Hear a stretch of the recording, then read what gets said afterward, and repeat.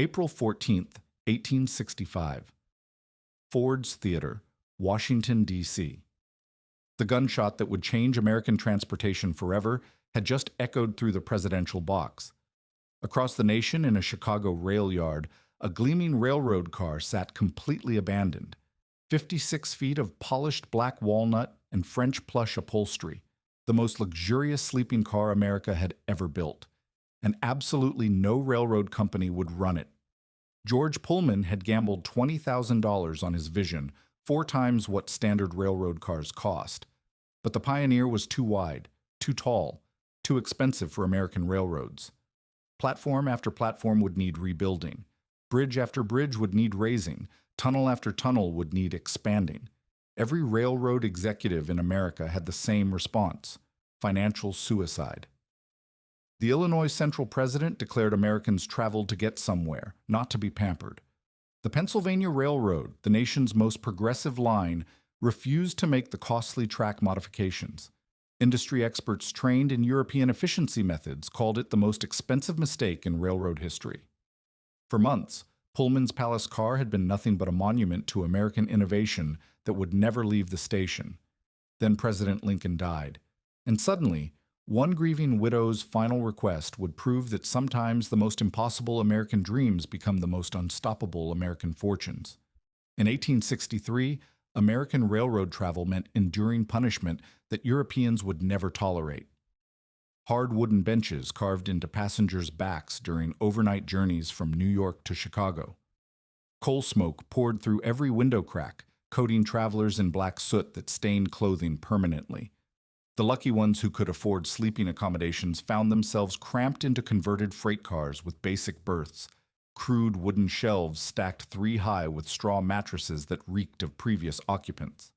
Standard sleeping cars cost railroad companies $5,000 each and delivered exactly what that price suggested: bare minimum comfort for maximum passenger capacity. Railroad executives across America had convinced themselves this was precisely what the market demanded. Americans travel to get somewhere, not to be pampered, declared the Illinois Central President during an 1863 board meeting, his words echoing the established wisdom that dominated every railroad boardroom from Boston to Chicago. Eastern railroad bosses, many trained in European efficiency methods, insisted that simple, cheap cars moved the most passengers for the least cost. British railways had proven that standardization and economy generated consistent profits. Why would American railroads need anything different? The Pennsylvania Railroad's chief engineer regularly quoted statistics proving that passenger comfort beyond basic shelter was an unnecessary expense that reduced operational efficiency. George Pullman had experienced this brutal reality firsthand during an overnight ride from Buffalo to Westfield, New York. Unlike the railroad executives making decisions from comfortable offices, Pullman had spent 12 hours trying to sleep sitting upright on a wooden bench, his body aching from the constant jolting and his lungs burning from coal smoke. But Pullman possessed something his competitors lacked: direct experience with luxury transportation from his work on Erie Canal packet boats, where compact spaces became elegant through careful design and thoughtful engineering. Those canal boats had taught Pullman that comfort could be systematically designed rather than accidentally achieved. Every inch of space served multiple purposes, seating transformed into sleeping arrangements with mechanical precision. Passengers paid premium prices for experiences that made long journeys pleasant rather than endurable. The principles that worked on canal boats could revolutionize railroad travel, but only if someone was willing to challenge every assumption the industry had accepted as unchangeable fact. In 1863, Pullman partnered with Benjamin Field, a former New York State senator with railroad connections that Pullman's engineering expertise alone couldn't access. Field secured contracts with the Chicago, Alton, and St. Louis Railroad for an experimental project that would either vindicate Pullman's vision or destroy his financial future. Their plan defied every convention of American railroad manufacturing: build the most luxurious sleeping car America had ever seen, regardless of cost or industry standards. Pullman's specifications for the Pioneer read like a fever dream to conventional railroad engineers. The car would accommodate 56 passengers in a space longer, wider, and taller than any standard railcar operating in America. The interior would feature black walnut woodwork with mother-of-pearl inlay, French plush upholstery imported from European manufacturers, and deep pile red carpeting that passengers would sink into with each step. The engineering innovations went far beyond surface luxury. Pullman designed hinged upper berths that folded completely into the ceiling rather than lowering on pulleys like existing sleeping cars. Seats would slide together to form lower beds with mechanical precision that eliminated gaps and uncomfortable joints. Framed mirrors between windows would create the illusion of greater space, while polished brass fixtures and gas lighting would provide illumination that rivaled fine hotels. The Pioneer would include a private washroom unheard of in American railroad cars with running water and proper drainage systems.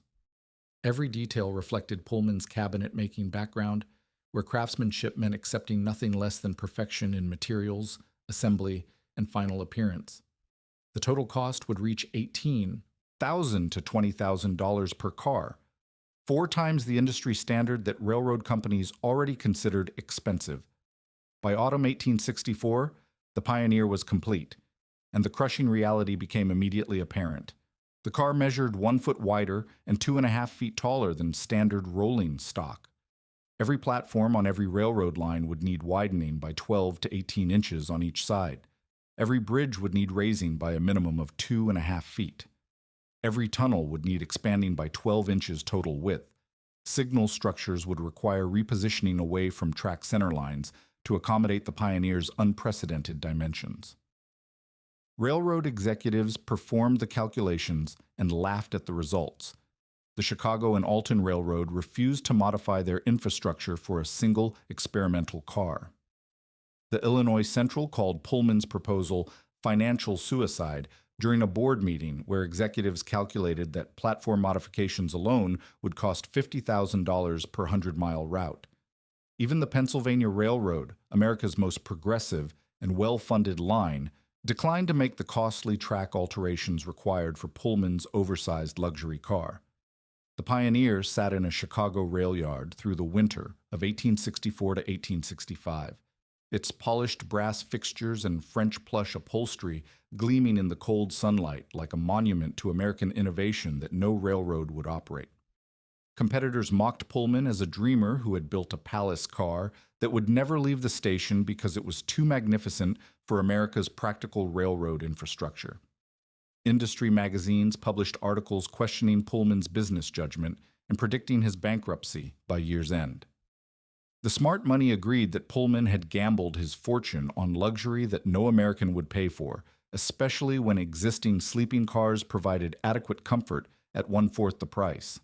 The established wisdom seemed completely vindicated. Americans wanted cheap, efficient transport that got them to their destinations quickly, not expensive comfort that complicated railroad operations and inflated ticket prices beyond reasonable limits. While railroad executives celebrated Pullman's apparent failure, he spent the winter months of 1864 to 1865 systematically refining every engineering detail that made the Pioneer revolutionary. The car represented manufacturing techniques that European competitors couldn't match, combining American materials with precision assembly methods that transformed luxury from accident into systematic achievement. Pullman had selected American black walnut for the interior woodwork because it possessed superior strength compared to European beech, the standard material for fine railway carriages. The walnut came from Ohio forests where trees grew slowly in harsh winters, creating dense grain, patterns that resisted warping and splitting under the constant vibration of railroad travel. Each board was seasoned for 18 months before cutting, then hand-finished by craftsmen who spent weeks per car rather than days completing standard coaches. The wheel trucks underneath the Pioneer incorporated cast iron construction with coil springs and rubber blocks that absorbed track irregularities more effectively than any existing railroad car design. Pullman had studied the physics of railroad motion, understanding that passenger comfort depended on isolating the car body from track vibration through superior suspension engineering. The rubber blocks, manufactured specifically for railroad use, cost more than entire wheel assemblies on conventional cars, but delivered smoothness that passengers noticed immediately. Assembly took place in a custom production facility where dedicated workstations handled specific construction phases. Transfer tables moved cars between assembly bays with mechanical precision that eliminated the hand labor and measurement errors that plagued conventional railroad car manufacturing. Quality control meant hand-fitted joints in woodwork, brass fixtures polished to mirror brightness, and upholstery sewn with techniques borrowed from fine furniture rather than basic railroad seating. The Pioneer's heating system represented another engineering breakthrough. A hot air furnace mounted under the floor distributed warmth through ducts rather than dangerous coal stoves that filled passenger compartments with smoke and created fire hazards. The monitor roof design provided natural ventilation that eliminated stuffiness without exposing passengers to coal smoke and track dust. Accordion connectors between cars reduced noise transmission that made conversation impossible in standard railroad equipment. These innovations solved problems that railroad passengers had accepted as inevitable, but they created a different challenge that threatened to make the Pioneer permanently unusable. Standard railroad cars measured approximately 8 feet wide and 12 feet high, dimensions that had been established by early railroad engineers who built tracks and infrastructure around existing European specifications. The Pioneer exceeded both limits by margins that required modifications to every piece of railroad infrastructure between any two destinations. Station platforms needed cutting back by 12 to 18 inches on each side to accommodate the Pioneer's width without creating dangerous gaps between car and platform. Bridge clearances required raising by a minimum of 2.5 feet, which meant rebuilding bridge structures rather than simple modifications. Tunnel openings needed widening by 12 inches total, requiring excavation and relining work that could take months per tunnel. Signal structures, telegraph poles, and loading cranes all required repositioning away from track center lines to provide adequate clearance. Railroad engineers calculated these infrastructure costs with precision that revealed the scope of Pullman's dimensional miscalculation. Approximately $50,000 per 100-mile route would be required just for platform and clearance modifications, not including the months of service disruption while construction crews performed the necessary work. With the Pioneer's daily rental at $2 per passenger compared to 50 cents for standard berths, companies would need years to recoup platform investments, assuming passengers would actually pay the premium for luxury accommodations. The numbers seem to prove definitively that Pullman had built a magnificent failure. Only 3% of railroad passengers could afford $2 premium fares, according to industry surveys that tracked passenger demographics and spending patterns. Standard cars carried 60 passengers at 50 cents each, generating $30 per trip, while the Pioneer's 56 passengers at $2 each would generate $112, but only if every berth sold at full price to wealthy travelers willing to pay 4 times the standard rate for sleeping accommodations. Operational logic suggested that railroad companies made higher profits by running multiple standard cars rather than single luxury cars, even if the luxury cars commanded premium prices. Competitive pressure from existing sleeper companies offered adequate comfort at 1/4 Pullman's rates, providing passengers with basic sleeping accommodations that met their transportation needs without the elaborate luxury features that most travelers considered unnecessary extravagance. Investment mathematics revealed the fundamental flaw in Pullman's approach. Infrastructure modifications cost 10 times the car's purchase price, transforming a $20,000 railroad car into a $200,000 system modification that would serve a tiny market segment. No rational railroad executive could justify such expenditures when proven alternatives existed that served broader markets more profitably. The dimensional requirements that made the Pioneer luxurious also made it practically impossible to operate on American railroads. European railway lines had been built with larger clearances that could accommodate wider and taller cars, but American railroads had developed around different engineering assumptions that prioritized economy over comfort.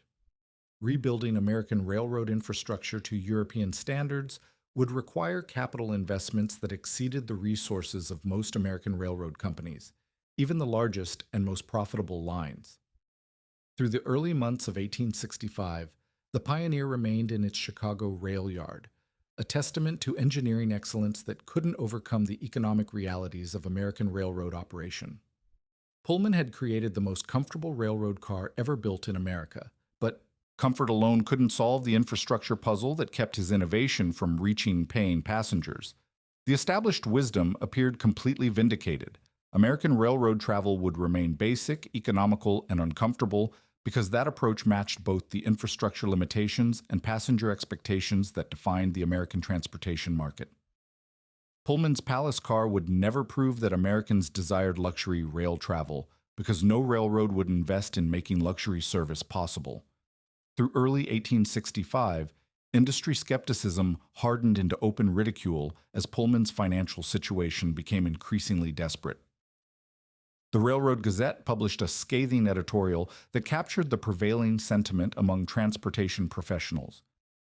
Mr. Pullman's magnificent folly proves that American ingenuity, ungoverned by business sense, produces only expensive failures that burden railroad companies with impractical modifications serving vanishingly small markets. Industry publications regularly featured articles questioning whether luxury railroad travel represented genuine market demand or simply one man's misguided fantasy about American passenger preferences. The Railway Review devoted 3 pages to analyzing Pullman's fundamental miscalculation, arguing that successful railroad entrepreneurs understood the difference between engineering possibility and commercial viability. Railroad executives across the country quoted these articles during board meetings, using Pullman's stalled car as evidence that innovation without market research led inevitably to expensive failures. The mathematical arguments against luxury railroad travel appeared overwhelming to experienced transportation professionals. Market surveys conducted by the Pennsylvania Railroad demonstrated that only 3% of passengers could afford $2 premium fares, even for overnight journeys where sleeping accommodations provided genuine value. The remaining 97% of passengers chose transportation based on cost and schedule rather than comfort, selecting the cheapest available option that delivered them to their destinations within acceptable time limits. Standard railroad cars generated predictable revenue through volume operations that railroad companies understood completely. 60 passengers at 50 cents each produced $30 per trip, with minimal operational complexity, using infrastructure that already existed and required no expensive modifications. The Pioneer's 56 passengers at $2 each promised $112 per trip, but only if every berth sold at full price to wealthy travelers, willing to pay quadruple the standard rate for sleeping accommodations that most passengers considered unnecessary luxury. Competitive analysis revealed additional problems with Pullman's premium pricing strategy. Existing sleeper companies provided basic sleeping accommodations for 50 to 75 cents per passenger, offering crude but functional berths that met transportation needs without elaborate luxury features. These companies operated profitably by serving middle-income passengers who wanted sleeping accommodations but couldn't afford palace car rates. Pullman's pricing positioned his service above this proven market segment, while below truly wealthy travelers who preferred private railroad cars for long-distance journeys. European influence shaped much of the criticism directed at Pullman's approach to railroad luxury. Eastern Railroad presidents, many trained in British efficiency methods, dismissed American experiments with passenger comfort as deviation from proven operational principles. The Camden and Amboy Railroad president declared during an industry conference that British railways succeed through standardization and economy, moving the greatest number of passengers at the lowest operational cost. Mr. Pullman's approach violates every principle of profitable railroad operation by prioritizing individual comfort over system efficiency. British railway engineering emphasized uniform equipment that simplified maintenance, reduced inventory requirements, and eliminated the special handling procedures that luxury cars demanded. European railroad managers achieved profitability through economies of scale, operating identical equipment across entire systems to minimize training requirements, parts inventory, and specialized maintenance procedures. Pullman's custom-built luxury cars required specialized knowledge, unique replacement parts, and maintenance procedures that increased operational complexity for minimal revenue improvement. The mounting financial pressure on Pullman became impossible to ignore by March 1865. His $20,000 investment sat idle in a Chicago railyard, generating no revenue while maintenance costs continued accumulating. Partner Benjamin Field, increasingly focused on political opportunities in New York, pressed for immediate returns or liquidation of their railroad car partnership.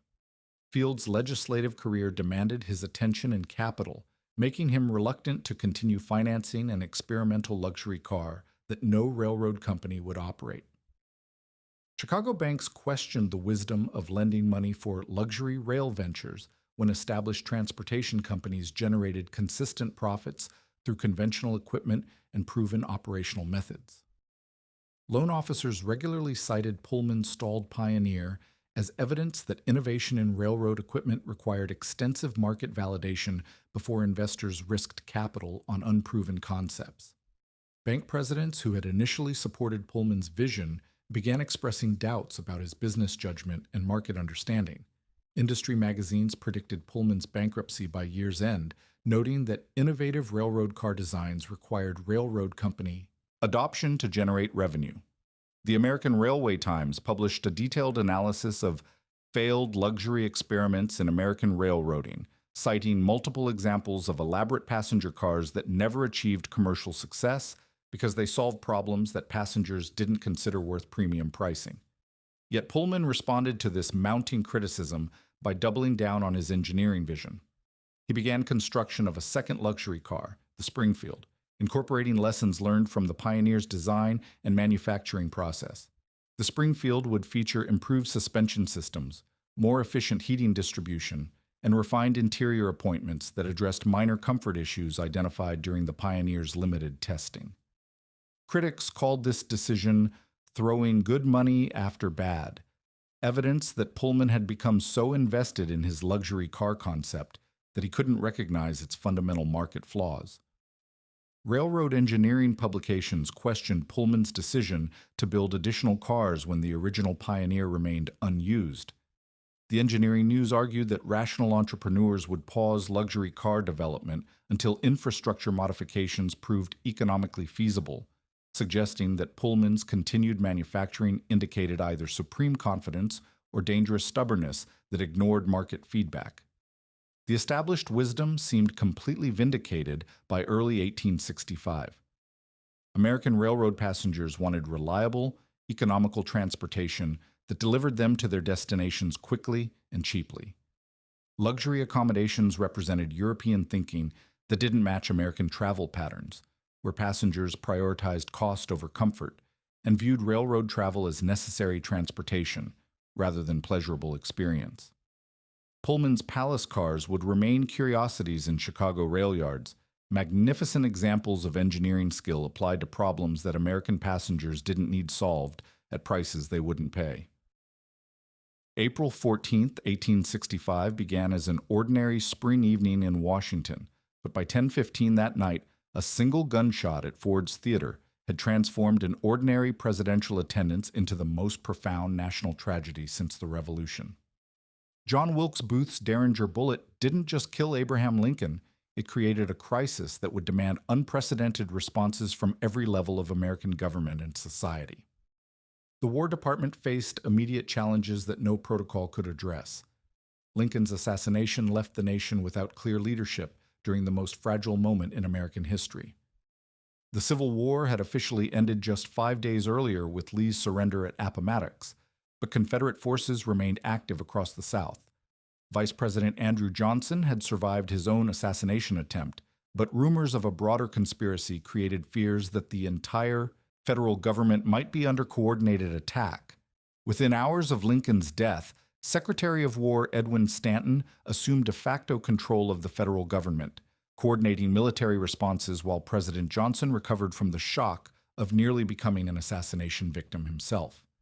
Stanton's immediate priorities included capturing Booth's conspirators, securing government continuity, and planning funeral arrangements that would demonstrate federal authority while allowing the nation to process its grief through public ceremony.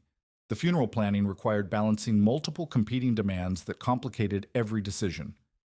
Mary Todd Lincoln, devastated by grief and shock, insisted that her husband's final journey reflect the dignity and honor befitting a martyred president who had saved the Union. She wanted elaborate ceremonies that would allow Americans across the country to pay their respects.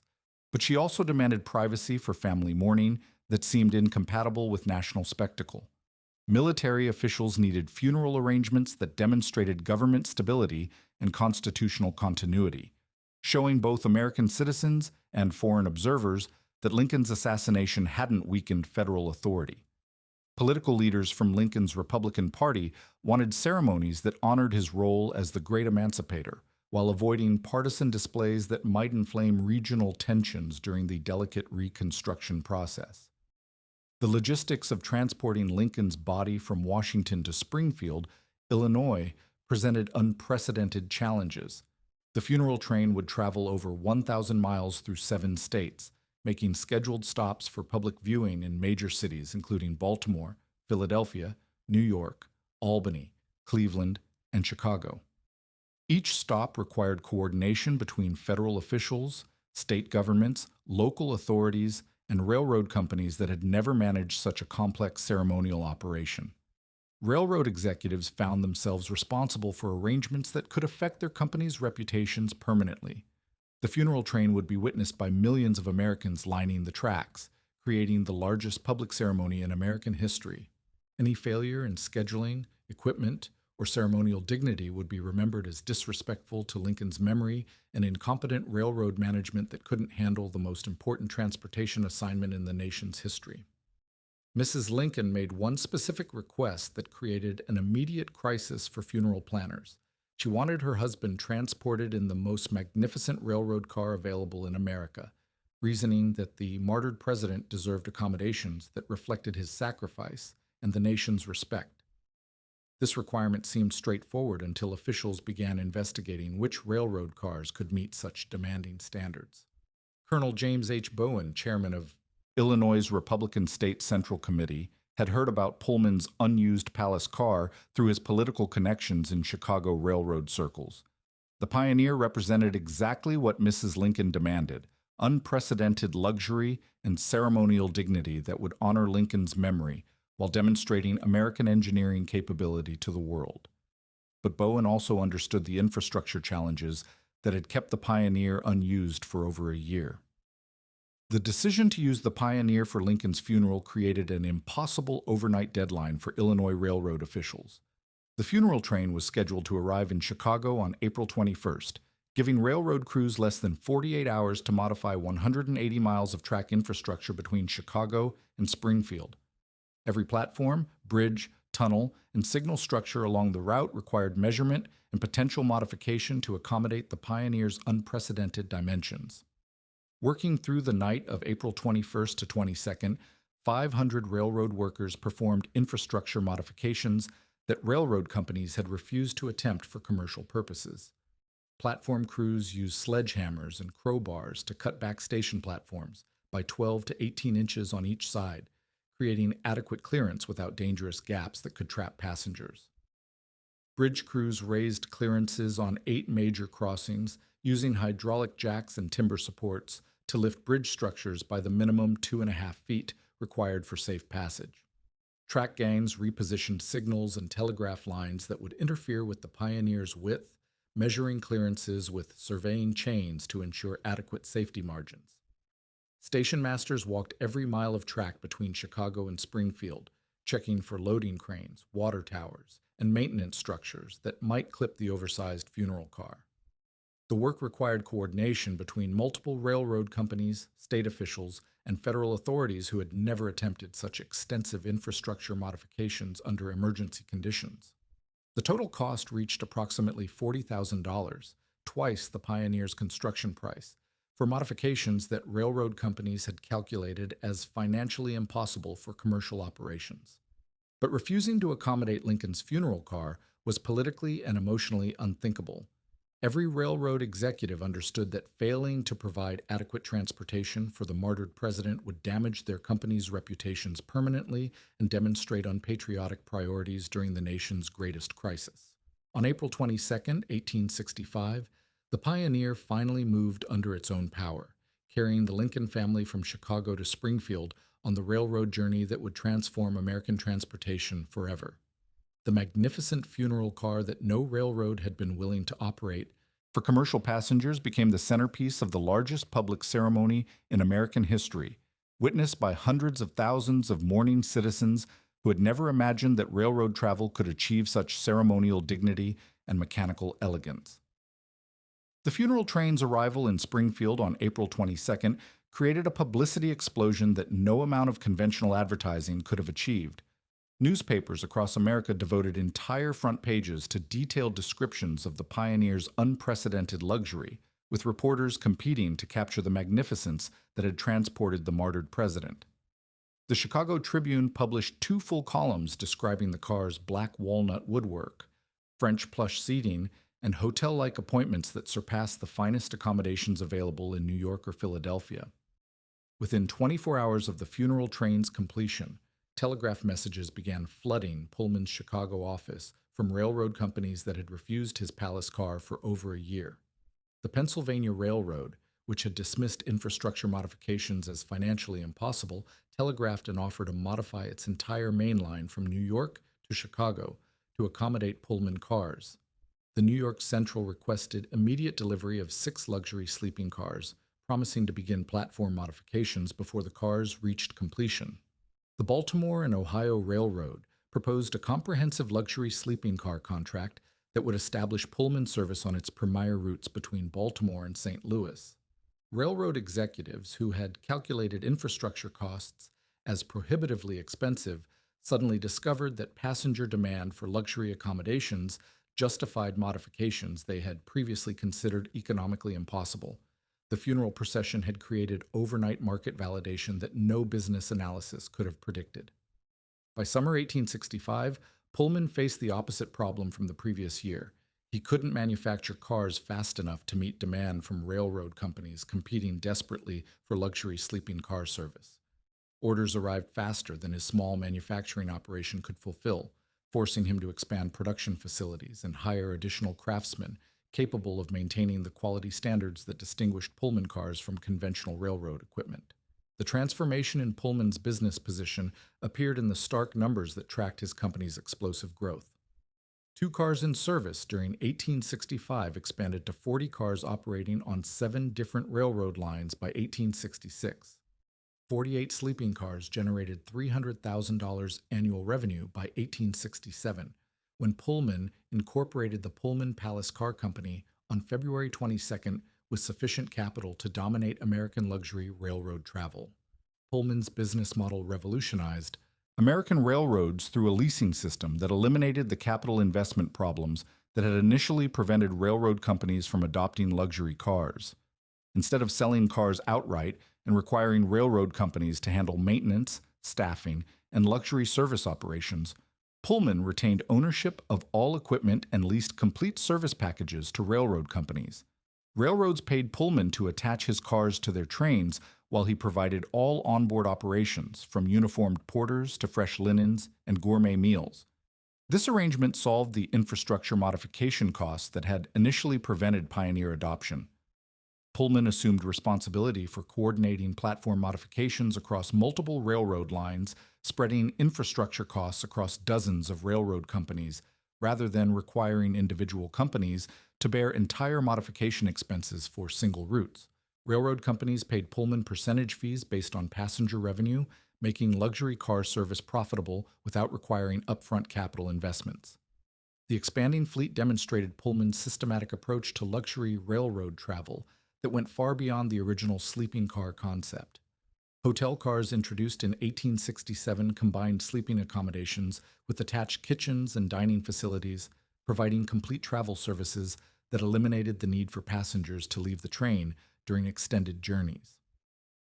Delmonico dining cars, launched in 1868, offered full restaurant service that rivaled New York's finest establishments, with trained chefs preparing meals using ingredients purchased at stations along the route. Parlor cars developed in 1875 featured upholstered swivel reclining seats for day travel, allowing passengers to enjoy luxury accommodations without overnight sleeping arrangements. Pullman eventually operated 5 distinct car classes: hotel, parlor, reclining room, sleeper, and dining cars, that provided luxury options for every type of railroad journey from short day trips to transcontinental expeditions lasting multiple weeks. By 1893, Pullman's empire had reached proportions that dwarfed every prediction made during the pioneer's development. 2,135 railroad cars operated across America, serving 160,000 miles of track with 12,367 employees in manufacturing and service operations. Pullman controlled 90% market share of North American sleeping car business, generating $63.5 million in corporate value, equivalent to over $2 billion in contemporary purchasing power. The Pullman manufacturing complex in Illinois became the largest railroad car plant in the world, producing luxury cars for export to European and Asian railroad systems that had initially dismissed American transportation innovation. Pullman's engineering advances became standard features throughout the American railroad industry, including vestibule connections that provided covered walkways between cars, standardized heating systems that replaced dangerous coal stoves, and improved braking systems that enhanced passenger safety. European recognition of Pullman's achievements represented a complete reversal of the initial skepticism that had questioned American approaches to luxury railroad travel.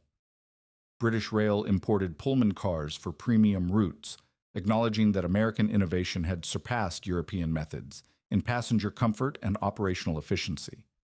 The Belgian Compagnie Internationale des Wagons Lits licensed Pullman designs for continental European service, spreading American railroad luxury concepts across international markets that had previously maintained European superiority in transportation sophistication.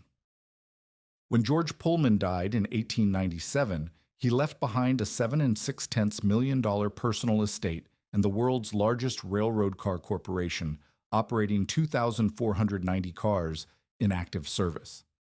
The manufacturing town of Pullman, Illinois housed 12,000 residents in a planned industrial community that demonstrated American approaches to worker housing and factory organization that influenced urban planning across the industrialized world.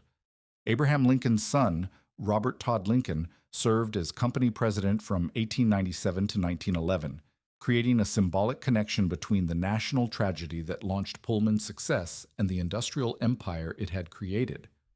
The palace car that had been mocked as financial folly became the foundation of American luxury travel that defined railroad passenger service until commercial aviation emerged in the 1950s.